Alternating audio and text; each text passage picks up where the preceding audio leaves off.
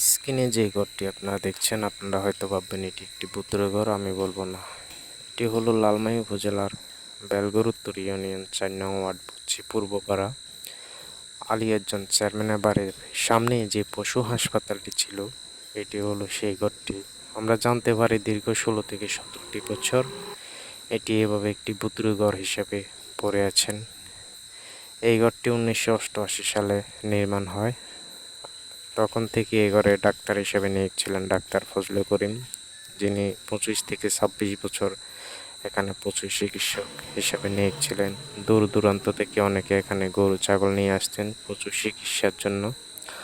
তিনি চলে যাওয়ার পর থেকে এই ঘরটি এভাবে পড়ে আছেন। তো আমরা চাই আবার নতুন করে এই ঘরটি পুনরায় চালু করা হোক। আপনারা যারা যারা চান সবাই ভিডিওটি একটু শেয়ার করে লাইক দিয়ে পাশে থাকবেন, অন্যকে দেখার সুযোগ করে দিবেন, যেন এই ঘরটি আবার নতুন করে পুনরায় চালু করা হয়। সবাই ভালো থাকবেন, সুস্থ থাকবেন। আল্লাহ হাফেজ। ধন্যবাদ সবাইকে।